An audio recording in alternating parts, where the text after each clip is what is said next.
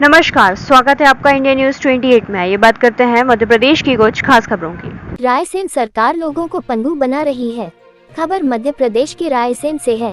ये हम नहीं कह रहे हैं, यह आम जनता कह रही है। कई सरकारों द्वारा मुफ्त की रेबड़ियां बांटी जा रही हैं, उससे आप लोग नाराज हैं।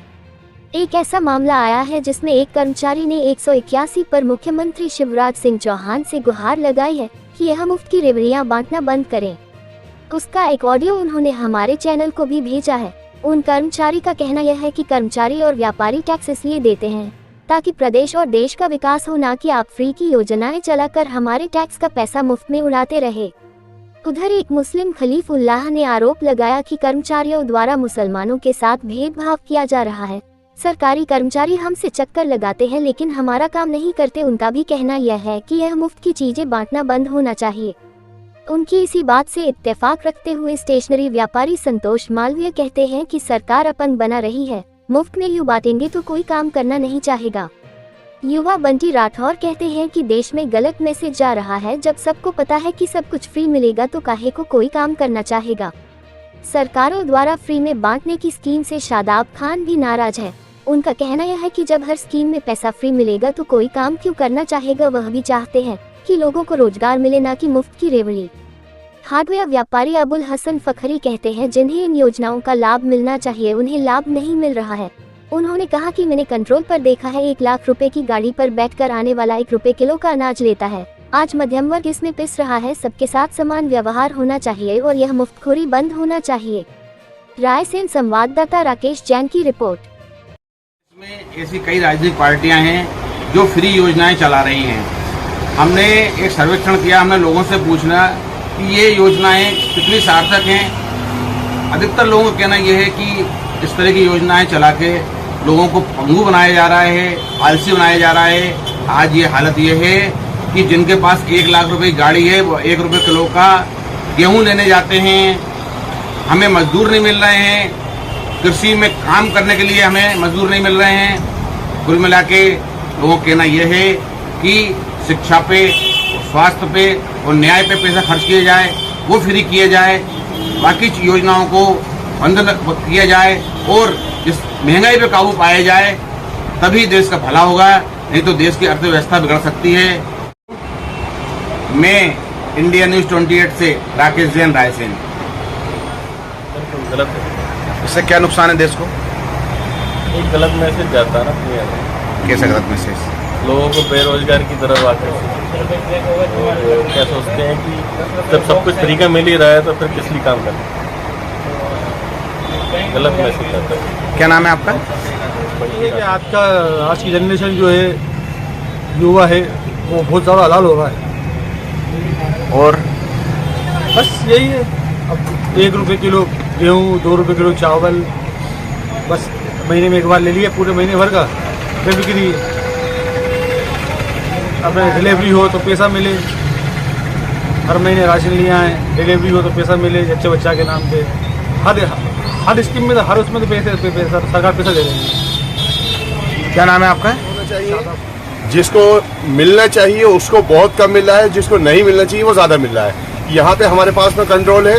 देखने में यह आता है कि 1 लाख रुपए की गाड़ी के अंदर बैठ के 1 रुपए किलो का आइटम लेने आते हैं। हम मध्यम वर्गीय जो लोग हैं वो इससे बहुत त्रस्त हैं। मजदूरी में भी बराबर से मिल नहीं पा रही है मजदूरी। हर आइटम के अंदर जो है दिक्कत है। छोटे व्यापारी जो है कोई भी काम करना नहीं चाह रहे हैं। तो हम चाहते हैं सारी ये योजनाएं बंद हो, सबको समानता वाला व्यवहार होना चाहिए, सबको एक जैसा रेट मिलना चाहिए। धन्यवाद। नुकसान तो है। क्या नुकसान है? क्योंकि लोगों को वो अपंग बना रही है। तो काम नहीं करेंगे लोग, फ्री चीज़ें मिल रही है सरकार से, सब चीज़ें मिलती हैं तो कोई काम नहीं करना चाहता। लोगों को इससे सरकार को फ्री चीज़ें ना बांटते हुए रोजगार देना चाहिए, जिससे नवयुवक भी अच्छा काम करे और देश की तरक्की में सहयोग मिले। मुसलमानों का अच्छा, क्या कहते हैं? आज आना, कल आना, परसों आना, होटल आना। कौन कर्मचारी? सरकारी कर्म क्या कहते हैं? ठेला के देते। आपको ठेला है क्या? और क्या? आप पे कागज पूरे थे क्या? हाँ। अच्छा। क्या नाम है आपका? इन योजना का लाभ नहीं मिल रहा क्या? नहीं मिल रहा, बिल्कुल। इसलिए बुराई कर रहे हो क्या आप? हाँ, इसीलिए बुराई कर रहा। मुसलमानों को तो कुछ लाभ है ही नहीं। बाकी तो उसमें तो ऐसा कहीं नहीं लिखा कि मुसलमानों को नहीं मिलेगा और उनको नहीं मिलेगा। लेकिन ये कर्मचारी जो है ना भेदभाव करते, काम करते ही नहीं मुसलमानों के। अच्छा, क्या कहते हैं? मध्य प्रदेश शासन की सीएम हेल्पलाइन सेवा में आपका स्वागत है। आपकी कॉल प्रशिक्षण एवं गुणवत्ता हेतु रिकॉर्ड की जा सकती है। माननीय नमस्कार, मैं सीएम हेल्पलाइन से नेहा बात कर रही हूँ। गणेश जी कृपया बताएं मैं आपकी किस प्रकार सहायता कर सकती हूँ। मैडम नमस्कार, आपको बहुत बहुत। जी बताइए सर। मैं गणेश माली बोल रहा हूँ मैडम। मैं थोड़ा सा निवेदन कर रहा था कि मेरी जो अभी ये कॉल लगाई है ये क्या कोई शिकायत के लिए नहीं है, मेरा एक सुझाव भी है और थोड़ा सा माननीय मुख्यमंत्री जी से मैं एक निवेदन ये करना चाह रहा था आपके माध्यम से कि जो मुख्यमंत्री जी मुफ्त की जो योजनाएं चला रहे हैं जी, उस योजना को लेकर के थोड़ा सा मेरे मन में एक ऐसा एक द्वंद्व दौड़ रहा है कि आखिर ये योजनाएं जब सरकार मुफ्त की चलाती है और सरकार खुद बोलती है आगे रहकर के मुफ्त की रेवड़ियाँ ना बांटी जाए, तो मैं ये जानना चाहता हूँ कि ये जो सरकारें जो माननीय मुख्यमंत्री जी जो घोषणाएं कर रहे हैं, जो जिस प्रकार से लाडली बहना है इसके ऊपर आप पैसा दे रहे हो, कोई दिक्कत नहीं, दे रहे हो उसके लिए बढ़िया, धन्यवाद आपको। लेकिन ये चुनावी मसला है, मैं समझ रहा हूँ उसको, आप भी समझ रहे हैं मैडम। पर मैं चाहता हूँ कि लाडली बहनों को जब आप 1000 रुपये दे रहे हैं तो क्या किसी सरकारी कर्मचारी की पत्नी लाडली बहन नहीं है कि उसके साथ सौतेला व्यवहार क्यों किया जा रहा है? उसको भी 1000 दे सकते हो आप। वो कौन सा काम कर रही है? वो तो गृहिणी है ना। दूसरी बात, जब हम कर्मचारी काम करते हैं, हम काम करते हैं तो एक टैक्स का जो स्लैब होता है, उस टैक्स स्लैब के बाद में हम टैक्स दे देते हैं कि भाई जितना आपका बन रहा है उसके बाद आप टैक्स देंगे पे। तो मैंने इस साल 36,000 रुपये टैक्स गवर्नमेंट को दिया। तो मैंने 36,000 रुपये टैक्स गवर्नमेंट को क्यों दिया? भारत चलाने के लिए, मध्य प्रदेश चलाने के लिए दिया कि मुफ्त की रेवड़ियाँ बांटने के लिए दिया? क्या आप मध्य प्रदेश की लाडली बहनों को खुश करने के लिए आप 1,000 रुपये दे दो हमारा पैसा? जब कोरोना काल में मैडम स्थिति पूरे भारत की खराब थी तो कर्मचारियों ने, पूरे भारत के कर्मचारियों ने कोरोना काल के समय संकट का सामना किया था। माननीय मुख्यमंत्री जी और माननीय मोदी जी खुद बोलते, प्रधानमंत्री जी, कि सरकारी कर्मचारियों के सहारे ही पूरा भारत टिका रहा, क्योंकि उस समय जन सेवी संस्थाएं आगे रही, सरकारी कर्मचारी आगे रहे, क्योंकि उनको उनका जेब से तनख्वाह निकाल करके उन्होंने आम जनता में बांटा है, घर चलाने के अलावा कोरोना काल में सहयोग दिया है। तो मैडम मेरा ये कहना है कि जैसे मैं नौकरी कर रहा हूँ तो मैं तनख्वाह लेकर के नौकरी कर रहा हूँ, तो क्या ये बताइए, मैं जब टैक्स दे रहा हूँ तो क्या मैं टैक्स आपको मुफ्त का घोषणाएं करने के लिए दे रहा हूँ? नहीं सर। आप सरकार चलाने के लिए पैसा ले रहे हो, पेट्रोल खरीद रहे हो, डीजल खरीद रहे हो, देश की सड़कें बनाइए, बिजली बनाइए, आप देश को उन्नत बनाइए, शिक्षा व्यवस्था, रोजगार व्यवस्था, स्वास्थ्य व्यवस्था, इसमें पैसा खर्च करिए ना। जी जी। जैसा एक परिवार चलता है मैडम, जैसे मैं एक परिवार का मुखिया हूँ, मुझे 5 लोगों को चलाना है, तो 5 लोगों को चलाने के लिए मुझे अगर मेरा घर का मुख्यमंत्री मान लिया जाए तो गलत थोड़ी ना होगा। अब प्रदेश के मुख्यमंत्री अगर मान लो ऐसे भेदभाव करेंगे कि भाई सरकारी कर्मचारियों से आप पैसा टैक्स के रूप में लेते रहो, व्यापारियों से पैसा टैक्स के रूप में लेते रहो, और गरीब आम जनता को 2.5 लाख रुपए फ्री का दे दो, वो काम कुछ भी नहीं करते हैं। 1,000 रुपये महीना आप लाडली बहना में दे दीजिए आप, हैं। कुछ योजनाएं अच्छी हैं, मैं मानता हूं, जैसे विधवा पेंशन हुई, आपके दिव्यांग पेंशन हुई, इसके लिए मैं मना नहीं कर रहा हूं मैडम, ये लोग लाचार हैं, बेबस हैं, गरीब हैं, उनको दो आप। लेकिन लाडली बहना योजना जैसी एक प्रधानमंत्री मकान बनाने जैसी 2.5 लाख रुपए जैसी योजना, और ऐसी योजना है मैडम जिसके घर में कोई सरकारी कर्मचारी नौकरी भी करता है और उसका लड़का 18 साल का या 20 साल का हो गया, उसने अलग परिवार बना लिया है, वो गरीबी रेखा में कूपन पे नाम लिखवा लेता है और उसको मकान मिल जाता है, उसकी मिसेज को आप लाडली बहना में जोड़ देते हैं। जी सर, लाइन पर बने रहिएगा। पर मैं नहीं, मेरी बात पूरी सुन लीजिए, मेरे कोई शिकायत नहीं है, मेरा ये से है मैडम कि मैं जब काम करके सरकार को पैसा दे करके, टैक्स दे करके, और मेरा देश चलाने के लिए, मध्य प्रदेश चलाने के लिए जब मैं मेहनत कर रहा हूँ, अभी मैं इलेक्शन का BLO भी हूँ मैडम, है। इलेक्शन का BLO होने के नाते मुझे साल भर में 15 मतलब 600 रुपये के हिसाब से 6,000 रुपये 12 महीने के मेरे को मिलते हैं, 500 रुपये के महीने के हिसाब से साल भर के 6,000 रुपये मिलते हैं। तो जब मैं BLO की अतिरिक्त नौकरी कर रहा हूँ तो मुझे काम करने के 6,000 रुपये देती है सरकार, और लाडली बहना को घर बैठे 1,000 रुपये देती है, तो वो क्यों?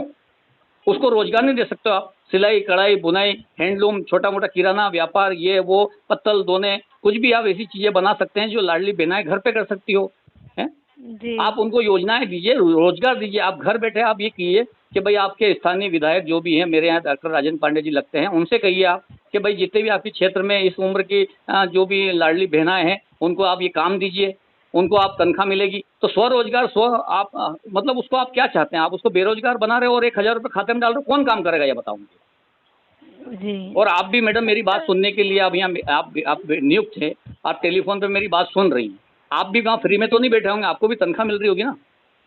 जी जी तो आप काम कर रहे हैं तो तनख्वाह मिल रही ना, कि आपको घर बैठे तनख्वाह मिल रही सर, वो तो काम करने की दी जाती है ना। ऐसे तो काम नहीं करने की करते। तनख्वाह दी जा रही है मैडम। तो आज मुख्यमंत्री जी एकदम से बोल देते हैं मैं ये करता हूँ कि 2.5 लाख रुपए प्रधानमंत्री जी ने दे दिया, मैंने 1,000 रुपये लाडली बहनों को दे दिया, आने वाले समय में 1250, 1750, 3,000 तक दूंगा। कहाँ से ला के दोगे भाई?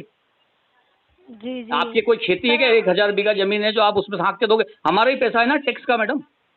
जी आज मैं दुखी हूँ मैडम इस बात को लेकर के कि आज हमारे ही पैसे का इस देश में इतना दुरुपयोग होता है। कोई भी नेता आता है, लॉलीपॉप देता है। अभी कमलनाथ जी आ गए, इधर 1,500 महिलाओं को देंगे, हम इनको लाडली बहनाओं को देंगे, हम टंकी 500 रुपये की कर देंगे, हम पेट्रोल 50 रुपये का कर देंगे। अरे तुम लॉलीपॉप क्यों देते हो?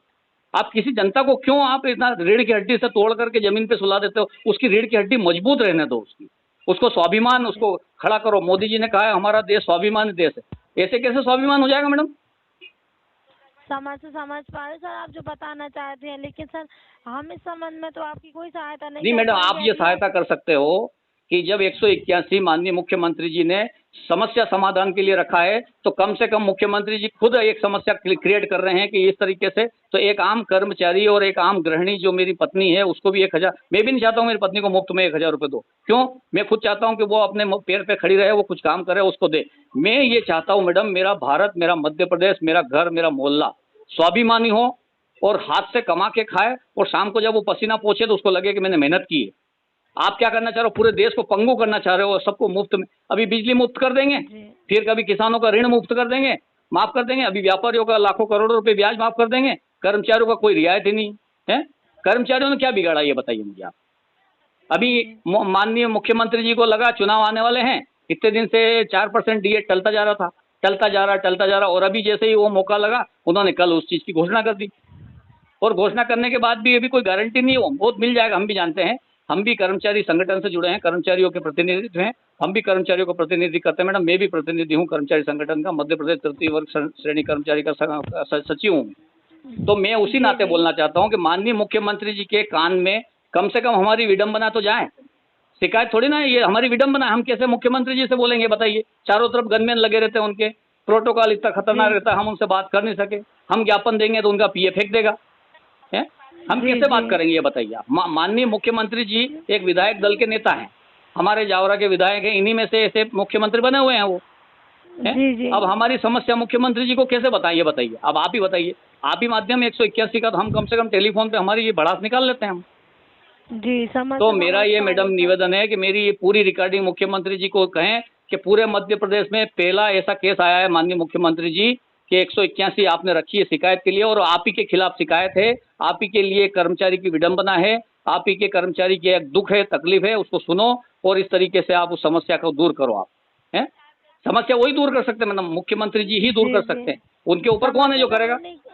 जी उन्हीं के द्वारा दूर हो सकती है सर। फिर तो आप ये मेरी बात को, मेरी रिकॉर्डिंग को उनके पास में समक्ष पेश करें और मुझे संतुष्ट करें मैडम। आने वाले चुनाव में जो भी मसला रहे उससे कोई लेना देना नहीं है, लेकिन मेरे टैक्स का पैसे का सदुपयोग होना चाहिए, देश की तरक्की में होना चाहिए, न कि मुफ्त की रेवड़ी बांटने में। जी सर, मैं आपको ज़्यादा समय नहीं दे पाऊंगी सर।